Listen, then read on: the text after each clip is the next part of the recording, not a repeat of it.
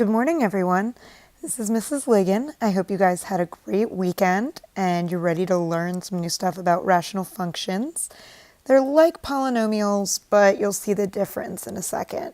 Please take out something to write with and something to write on. These are important notes, and we will be using them in the rest of our lessons this week.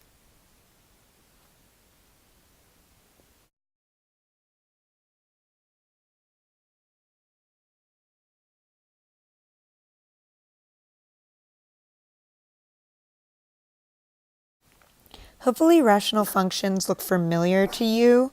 They should look like something that we saw in our notes earlier. We saw that 1 over x as an example of what's not a polynomial.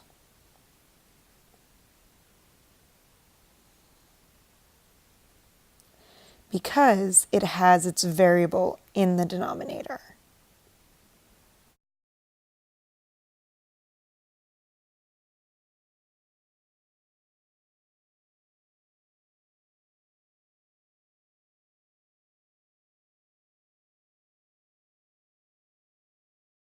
Rational functions have kind of weird looking graphs, as you'll see up on the screen. We will talk about why the graphs look like this, but that's a lesson for another day. Just remember it's not a polynomial because the graph isn't smooth or continuous.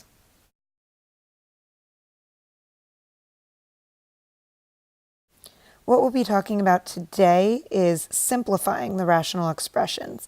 Please copy these problems down into your notebook and follow along as I show you how to simplify. Rational expressions are kind of like fractions of polynomials. You can see we've got a numerator and a denominator in all of the problems.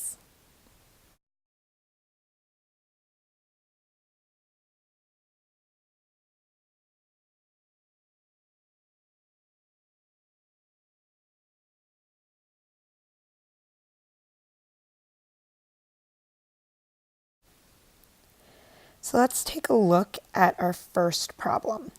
We have 2x squared over 12x squared y. We're going to take a look first at our lead coefficients.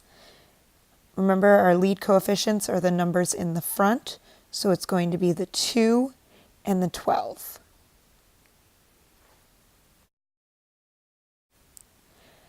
So we have to find the greatest common factor, the GCF, and in this case, the greatest common factor of 2 and 12 is 2. So we're going to do 2 divided by 2 and get 1. And we're going to do 12 divided by 2 and get 6.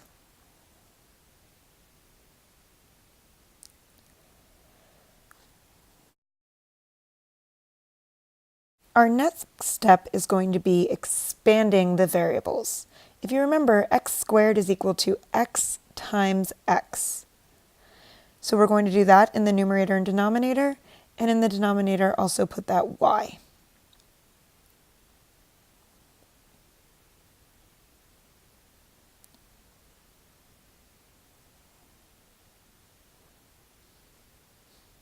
Next, we're going to cancel out any common factors from the numerator and the denominator.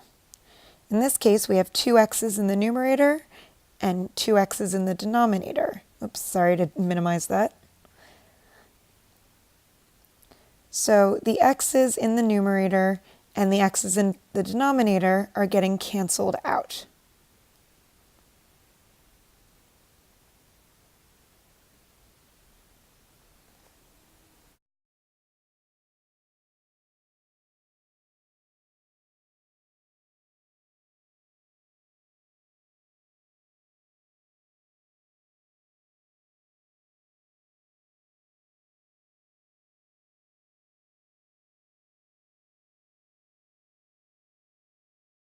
Once we've canceled those out, we're going to be left with 1 in the numerator and 6y in the denominator. That is our simplified version of the rational function.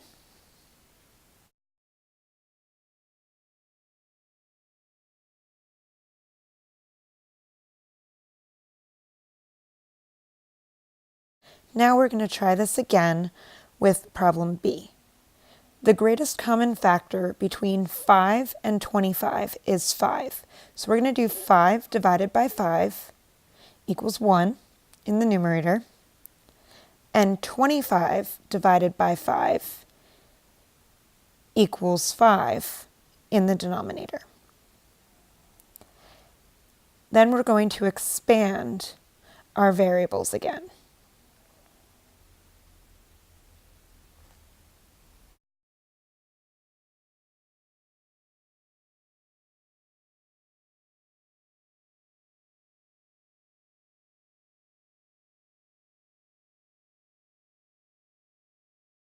We have 3x's in the numerator because it's x to the third power and 1y. A good way to think of it is the exponent is the number of x's that we write when we're expanding our variable. So 3x's in the numerator and 1y, and 2x's in the denominator and 3y's. Okay, so now we're going to cancel out the x's that occur in the numerator and the denominator. So 2x's for both, and then the y's, there's 1y in the numerator and the denominator that we can cancel. So now we're going to write what's left as our answer. So we have 1x, which we're just going to write as x when we go to write the answer, and then we have 5 and 2y's. So it's going to be x over 5y to the second power, or y squared. Now I want you guys to make sure you have the other two problems, C and D, copied into your notes. And I want you to give those a try on your own. I'm going to give you 3 minutes, built right into the video, to give these a try. If you're having trouble, ask any of your seat partners or someone sitting nearby you for help. See if you can figure it out together. And don't worry, we'll go over any questions when I get back tomorrow.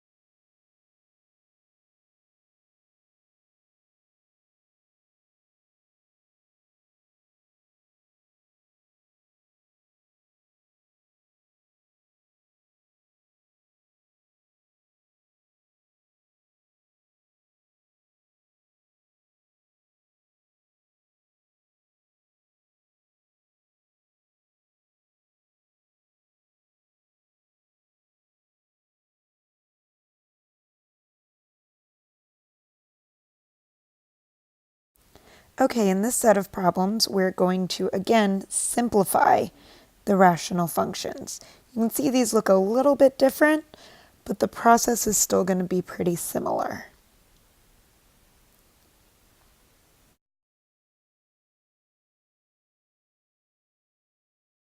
Each of these binomials counts as a factor altogether. We can't split them up. We have to keep the x plus 4 together. That's what's implied by the parentheses in the numerator. The one in the denominator doesn't have parentheses, but it still counts the same way. You can see I have x plus 4 in the numerator and the denominator, so I'm going to cancel those out. I'm left with 3 times x minus 3 in the numerator and nothing in the denominator, so my answer is just 3 times x minus 3. In problem number 2, we have the common factor of x in the numerator and denominator. We cancel those out, and we're left with just x plus 1. You can see that now these rational functions have turned into polynomials.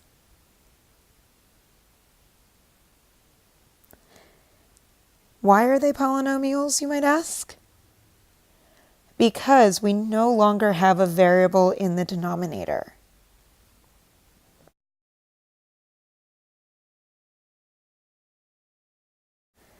Please copy problems 3 and 4 into your notes.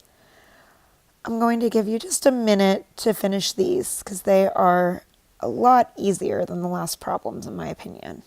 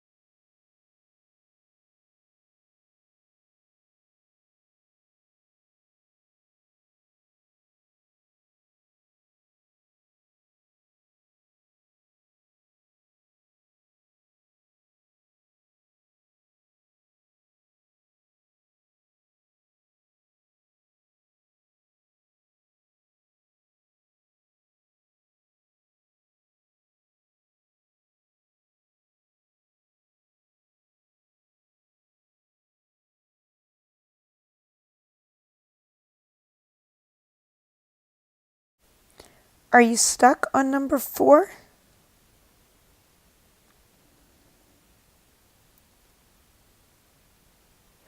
Remember, squaring something is just multiplying it by itself. So we can expand x plus 2 squared into x plus 2 times x plus 2. Now we can cancel an x plus 2 from the numerator and 1 from the denominator.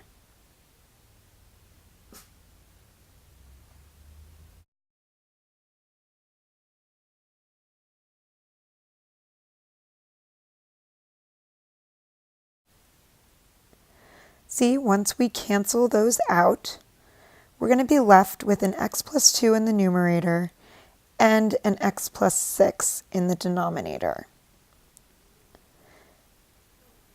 This time when we simplify, we're still going to be left with a rational function. It doesn't always turn into a polynomial. For this next set of problems, it's going to be a little bit trickier, but we're going to be using skills that we already had. Factoring. Remember in the beginning of the semester when we talked about factoring? We're going to use those skills again. So these rational functions have a polynomial numerator and denominator that are not factored yet. So we're going to factor them. In problem A, we're going to take a greatest common factor out of the 2x squared and the negative 8.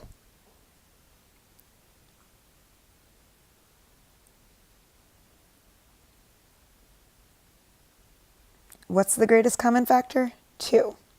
So once we divide 2x squared and negative 8 by 2, we're going to be left with x squared minus 4 over x minus 2. We still don't have a factor that we can eliminate from the numerator and the denominator. So we're going to have to factor the numerator further. To do this, we're going to use that method that we used a lot last marking period, and we're going to bring back Snowflake.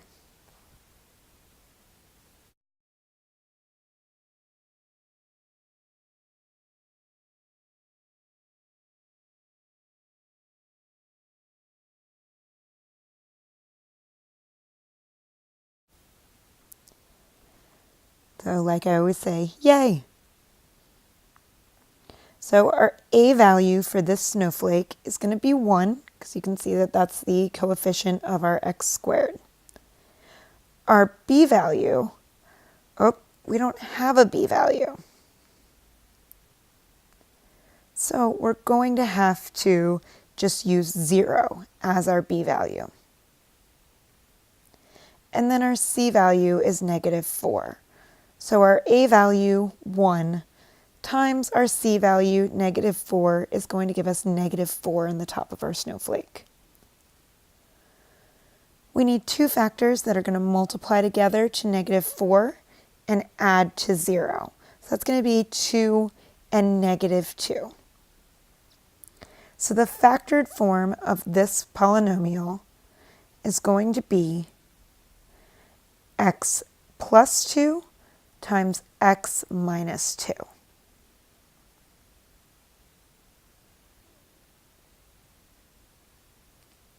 All over x minus 2, our original denominator.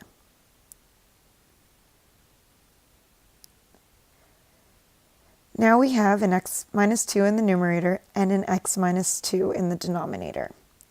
We're going to be left with the x plus 2 in the numerator.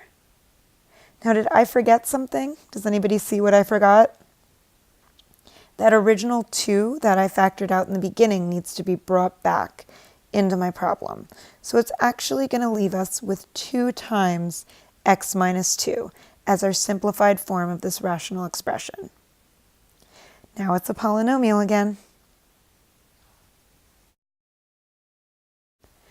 Please try problems C and E on your own in your notes. I'm going to give you about 5 minutes to work on these.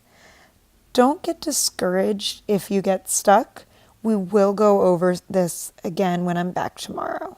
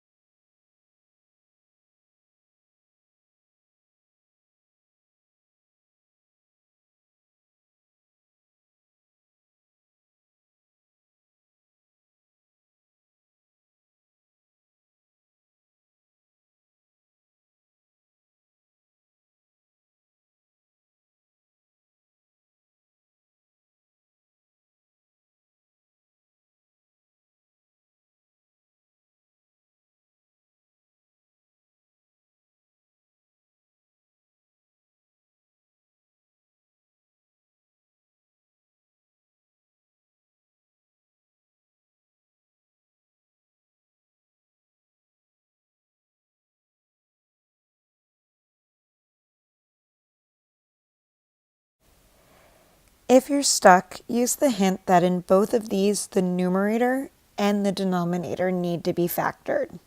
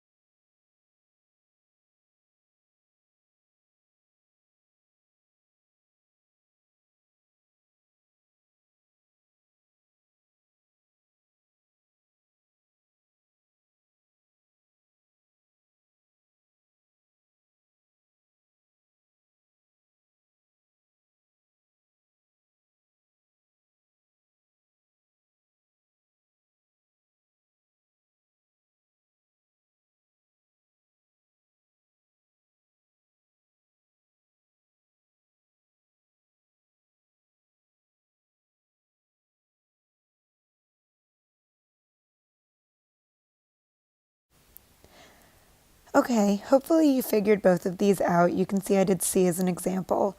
Now I want you to look at the worksheet that the substitute gave you. I want you to try the odd problems on both sides of the sheet and see if you can get those done in class today. And if you don't finish them in class, please finish them for homework. You should be able to do this. You guys are all really smart, and I know you've got this.